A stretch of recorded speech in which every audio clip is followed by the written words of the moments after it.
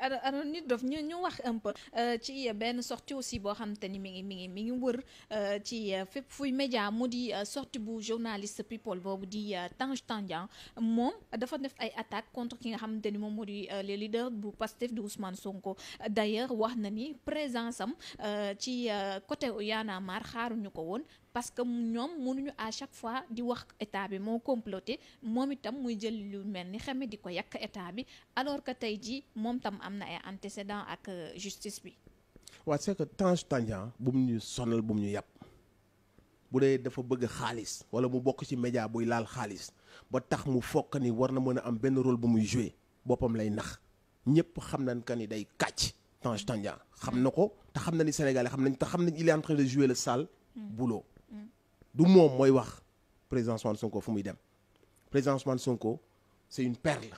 c'est un cadeau bu Sénégal yàlla jox Sénégal pour mu ñëw raxasaat politique bi yee jeunes yi te il est en train de le faire merveilleusement bien nekkul ne ab Tange Tandian moo naan ko da ngay dem fi wala doo dem taa te lu waral seen présence moom ak ay Barthélémy Diaz ak ay docteur Babacar Diop des gens yoo xamante si nii dañoo jàng ba yooyu seen i këyit ba noppi wane ngor wane dignité bu ñu defee choix wu mel noonu mooy acharnement ak justice sélective bi la ñuy dénoncer nekkul ne ab Tange Tandian mooy toog di kàcc ay kàccam di wax naan kii fii kii faa di dugg ci ay vie privée jàmbur ñun ñu koy may solo kooku bu Sénégal yi dee 10 su dee wax 9 yi dañuy taf seen i nopp su dee daa bëgg a wax ci people na dem wax ci people ay kii dugg na lii kee da doon génn kee jet set bi yooyu c'est son élément on s'en fout nous des people ñaankatu xaalis yi di ñaan ñii di woy ñu leen jox xaalis c'est pas ça notre problème nous on est en train de vouloir régler le problème des Sénégalais la galère des Sénégalais la souffrance des Sénégalais c'est très sérieux donc bu mu fi ñëw ci loolu ne da ci sànni son grain de sel te surtout di wax ay waxi fla naan xaw ma lan ne day attaqué waa Y'en a marre naan xool leen ñi ngeen di topp moom du mooy wax jeunes yi ñan lañ war a topp ak ñan lañ war a déglu xam nañ nag fi mu bokk ak li ko tax a jóg guddiñ toll nii. fan la bokk moom non coow jibul xam nañ li muy def lépp mais yàlla baax na daal. lan nga jàpp ni moom lay manigancé. mani Sénégal yi xam nañ. Tange na jouer le jeu bi ñu koy jouer loo rek. yàlla baax na. alors il a même dit que moom am na ci ay firme ndekk ni sax même soxna Ousmane Sonko nekkatul këram depuis que Adji Sarr tudd loolu mu raconté ci histoire am diggante moom Ousmane Sonko te moom sax mi ngi sàkku ne nee na lii budul dëgg na Ousmane Sonko def vidéo na sañ a def ay vidéo yoo xam te ni da koy. yow dafa ma la ne am xar maanaam xar mu xam Ousmane Sonko sax bu du déglu Tange waxuma laa nga ne Tange génn di wax ci waxu xaw ma lan nag lan Ousmane Sonko génn di justifier ay waxu Tange loolu il faut respecter Ousmane Sonko quand même Ousmane Sonko il répond pas à ces gens même assemblée xam la moo tax moo def nawloowul genre bëy yi nekk foofu di wax dañ leen sama interlocuteur mooy seen baay du wax ak ñoom Ousmane c'est une perle rare mais on xoolal ñun xam nga tax ñu koy défendre on ne peut pas avoir mbër mu mel noonu pour une fois. suñu xel ne waat jar Cheikh Anta Diop ak moom Mamadou Dia ñu gis une bande de voyous ne dañ koy ñu nangu ku ñu ko yàqal loolu moo tax ñun ñëpp on fait bloc même les activistes qui ne font pas de la politique dañu def bloc di ko jàppale parce que xam nañ lampe yu muy taal enragé wul cette mafia bi toroxal Sénégal donc nous on le défend parce que xam nañ que ni bëri la wuñ ay mbër yu mel noonu parce que la plupart kuñ ci jox poste wala nga yaakaar ci tubaab yi ngemb la ëllëg da ngay xam fa ngay waxee ak fa ngay far mais moom il se bat pour le peuple il prend des risques yu énormes pour le peuple nga foog ni dinañ bàyyi ay Mame Gor Diazaka ak ay Ousmane Tandian ay quelques gars de Bougazelli yooyu di ko attaqué ñuy jël ça au sérieux te le Ousmane Sonko même Macky Sall a peur de s'asseoir en débat avec lui en débat public donc on va pas jël Ousmane Sonko di ko mêler si une racaille politique comme ça des voyous yu ñu yónni ne leen saaga leen koy des choses donc li mu wax Tange n'existe pas li mu wax du dëgg kon Tange n'existe pas c'est quoi Tange na dem di régler ay problème mu moo géet Wally Seck moo ko waxu ko sàcc na or bi sàcc ma ko artiste bi day tux yamba artiste bi day tëdd kii nay régler yooyu c'est pas notre problème le problème du Sénégal c'est du sérieux y a des ay vies ñi ngi daanu ay boy ñi ngi dee. su demee tam ba jàppee leen ay dictateurs est-ce que du tamit metti ndax ñu ne yéen rek yéen a war a wax ñoom tam amuñu droit tamit défendre lu ñu war a défendre. non ay xam nga am na yoo xam ne waxu naa fekk la ku bëgg a wax ak dictateur bi gestul nga tudd Macky Sall bu dee am nga tuuti fit ak tuuti ngor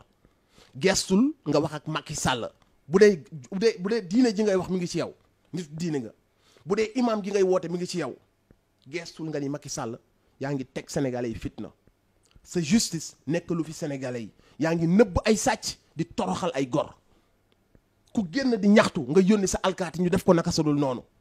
ce n'est pas parce que sol nga yére grand bu ñëw toog suñu wet que nekkoo di def say ruube ci suuf ku ñemee dëgg du nekk nii si nga dëgg alalu yàlla la dëgg mënul nekk nii nga bàyyi ko fii ñëw ci ay détails bëgg ko forcer sénégalais yi ku bëgg xam nga dictateur bi barki Dembo Ndiaye ay manifestation moo fi am ay jeunes yoo xam ne yoruñu sax bantu dénk ñu tiire leen ay bal ba rey ci 14 personnes ku am solooy wax xam nga ki nga ko war a wax. te loolu sax nee na Ousmane Sonko mi woote mortal combat moo waral loolu am te tey mooy. ñooñu ku wax loolu waxu golo la. mooy conséquence waaw mooy conséquence tout est de la faute de Ousmane Sonko comme ni ko gars yi dee wax bu jant bi génnee sax c'est de la faute de Ousmane Sonko et de toute façon askan bi kenn mënu leen naxee loolu manifestation même en France gilets jaunes yi dañuy génn dévaliser Champs-Élysées des milliards la gars yi di ñàkk gilets jaunes yi doo fa dégg benn nit bu ñu ci jàppee nit sax ay heures après dañ koy bàyyi waxuma la ak ñu rey 14 personnes sur des gens yoo xam ni yoruñu woon arme et quand Ousmane Sonko dit que du ñu nangu on va résister mais loolu c'est de la noblesse c'est ce que Cheikh Ahmadou Bamba a fait Cheikh Ahmadou Bamba a résisté parce que nanguwul tubaab bi noot ko yow nga am benn système bu fi nekk ay bandi ñëpp nangu ne ay bandi lañ di voteloo ay xale di sàcc ay carte vote jàmbur di def ay faux carte d'identité di def ay élection sàcc di def yooyu yëpp ñëpp nangu ne ay bandi leen ñu def même mbiru bandi bi jàpp Karim Wade def moo donte Karim Wade am na lu mu def ñu def même mbiru bandi yi jàpp Khalifa Sall yooyu yëpp nit ñi teg say bët ñu jéem a laat la yónni fii defal la yow nga génne 94 milliards au lieu que ñu woo justice ñu def xawma lan commission parlementaire di tappale yooyu yëpp wëlbati ko waat la ne la yow sax affaire 14 milliards bi yow yaa ko sàcc yooyu yëpp nga teg sa bët ñu demaat nag ba but ultime bi ñu xool complot bi gën a salte ñu tudd la ci daal di xëy na dañ lay jëli yow doo woo say nit ne leen nañ taxaw bañ cette fois-ci jaay doole bi dafa jeex mais Ousmane Sonko est-ce que da nga ko mës a dégg mu taxaw ne jël leen xeer est-ce que da nga ko mës a dégg mu taxaw ne jël leen les armes est-ce que da nga ko mës a dégg sax mu ne bu ñu leen dóoree ay bal wuti leen jaasi ngeen fayu est-ce que da ngaa gis ñi àndoon ak Ousmane Sonko kenn yor ci benn bant nañ bàyyi tappale yi ñi dee xam nañ ñi leen rey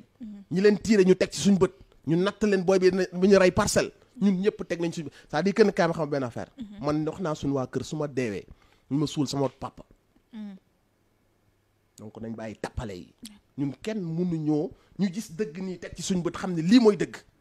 ñu am quelques bandes yu ànd ak seen média ak seen police yu demee noonu nañu déedéet lii dëgg bu leen ko wax fekk leen lii fen ngeen dooleel ko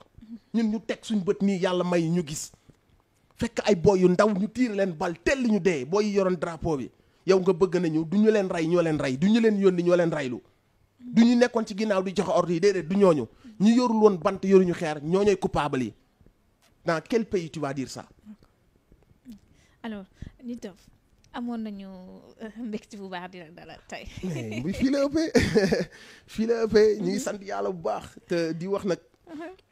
nit yi ñuy woo ak yi ñuy dalal ak yooyu xam nañ que ni aussi loolu yëpp ndeysaan yërmande la ak ñeewantal rek mais ñu dalal seen xel si ñun ñu delloo suñu bopp yàlla suñu biir ak bëtti kaw ak suuf bu ñuy tiit nañu tiit yàlla bu ñuy ragal nañu ragal yàlla ce combat dafa laaj sérénité ànd ak persévérance laaj dëggu pour ñu àgg ci objectif bi ñu jëm parce qu'en face de nous on a des voyous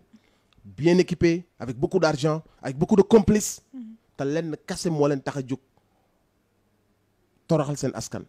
muur leen jant bi muur leen dëgg di leen naxaat ba tax na ñooy changer costume bu noonu bu bleu bi suba ñu def ko bu weex transhumé ña doon wax ne lii baaxul ñu jox leen poste ñooy ne baax na ña faroon ci Ablaye Wade ba taxaw wàcc ba ay nit dee doon défendre tey ñoo rocceeku dem far ca Macky Sall CREI yi ñam jàppoon bañ transhumé CREI na ñi defuñu dara te milliards sénégalais yi la na nit ñi yeewu loolu nag dafa laaj ku ci nekk nga juboo ak sa bopp juboo ak yàlla doo koy mën a juboo ak nit ñi mais soo nekkee naafeq am na pas boo xam ne doo ko mën a teg soo nekkee nitu dëgg am na pas boo xam ne boo koy teg avec beaucoup de sérénité nga koy teg donc je dis à toutes ces personnes que je suis serein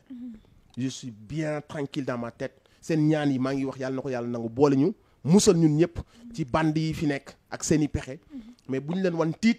bu leen wan ragal nañ leen wan suñu détermination wan leen que ni yàq réew mi lu mu leen jaral defar réew mi jaral nañ ko voilà. Merci beaucoup Nit Doff. Merci Aïda Mbène merci Seneweb. Peace. Diop.